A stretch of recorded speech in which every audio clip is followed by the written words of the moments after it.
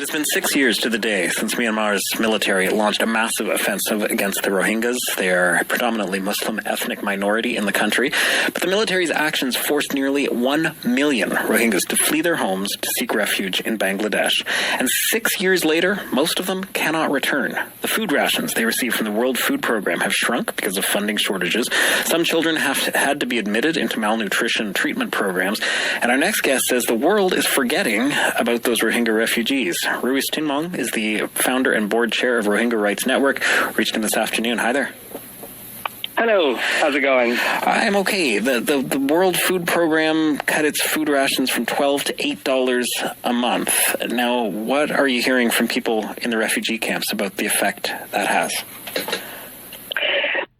It's a privilege if they can have 2 meals a day with rice and lentils. Otherwise, just a bowl of rice, and that's how they go to sleep.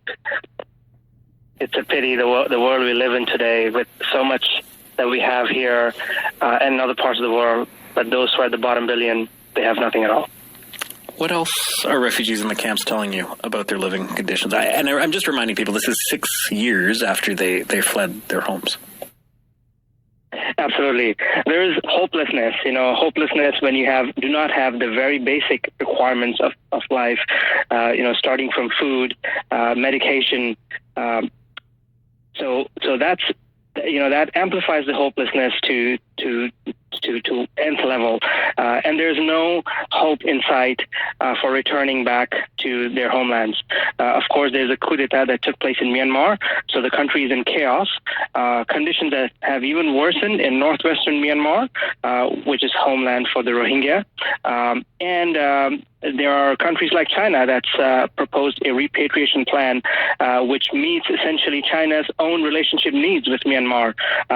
Money as usual, and nothing for the Rohingyas' rights. So everything is bleak, and it's just going downhill. Those conditions differ from Rohingyans who survived the attacks and did remain in Myanmar. I know some of your family members fall within that category. How are they doing? They get the worst of everything. Unfortunately, we not even hear much from them because journalism, international media coverage is banned in that part of Myanmar. Actually, it's banned everywhere in Myanmar. But some places you do get some coverage. You do have some news coming out from other parts, but in northwestern Rakhine, for the longest time, there is no access. So people live. When we talk to them on occasions, they are living hand to mouth. Economic conditions very poor. They're not able to move like it was before. Even worse because the military is now in power completely. They cannot even get to a doctor, for example, if they have to get medical help. A lot of people die from preventable diseases. People who live in the IDP camps, kids die from just diarrhea. And it's not an uncommon thing. It happens on a frequent basis. When you say can't get to a doctor, can you expand on that?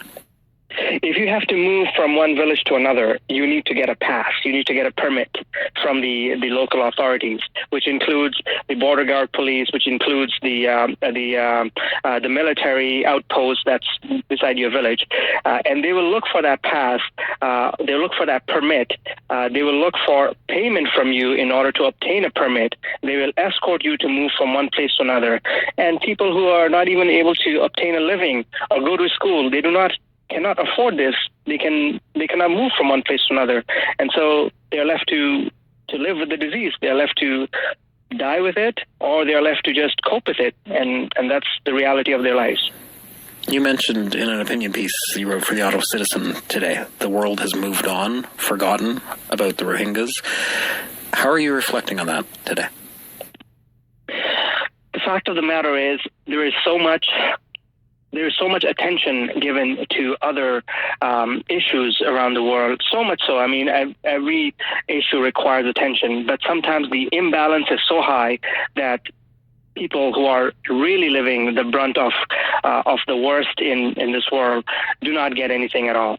People in Myanmar, people in Ethiopia, people in Yemen, for example, they are just left to be forgotten. We have conflicts, not to mention the one happening, the Ukraine conflict in Europe. It's getting massive attention from donor nations to to political sanctions, to economic incentives, to military assistance, to everything. But people in the refugee camps, for example, they're not even able to have one meal a day. Their rations are cut down from $12 to $10 to now $8 a day, which is equivalent to $8 a month, which is equivalent to 27 cents a day. I mean, what kind of injustice, how worse can you expect for what the world has done to these people? What do you want to see Canada do? Well, Canada already has done, a big role in leading the response to the crisis in Myanmar and for the Rohingya, starting with appointment of Bob Rae as the special envoy, and then the two waves of funding, $300 million in the first wave for 3 years, and then $288 million, for which I myself and a professor out of McMaster University and a whole bunch of us were lobbying for. But Canada can definitely do more. For example, for the funding shortage that's brought down the rations to 27 cents a day, Canada can lobby its allied nations or contribute itself. It's just a $56 million gap, which is nothing compared to, let's say, $4 billion that the U.S. has given to Ukraine for humanitarian aid alone, let alone the other aid that amounts to $75 billion almost for up until today. Canada can commit to become a party to the ICJ case, where Gambia is now the only country that has brought it forward. A country with very limited resources. Canada has expressed its intention to become a party to the ICJ case along with Netherlands, but it has never materialized. So Canada can do that. Canada can propose a repatriation plan with coalition of allied nations. None of the Western nations have proposed anything. The ones that are coming from Russia, from China, India, they're all with their own economic needs in mind. And Canada can bring some Rohingya youth for training on governance and democracy, and setting up something so that we can have a consolidated voice in the international arena. There's a lot that Canada can do, and I'm hoping it will do. It seems, and I'm not trying to be unrealistic about this, but even with many of the ideas that you're talking about, that's still a long timeline for, I understand, better than just continuing the way things are. But are there things that could be done that would result in more immediate help for some of those families that you're talking about?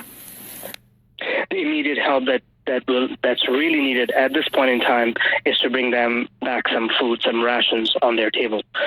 This they can feel on a day-to-day basis, and I know that when I talk to them almost every day, if not every other day. So that's one thing that Canada can certainly do.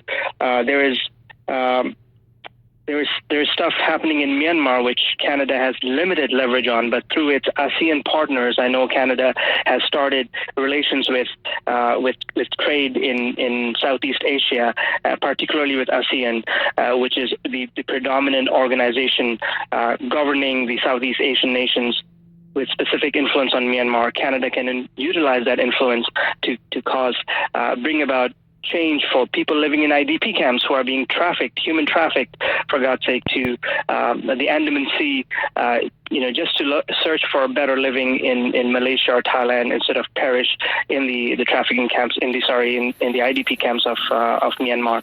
So these two things Canada can do on an immediate basis: rations and improve conditions for people in Myanmar. Ruth Tinmong, thanks very much for being with us today. Thanks a lot, Alan. Ruth Tinmong, founder and board chair of Rohingya Rights Network.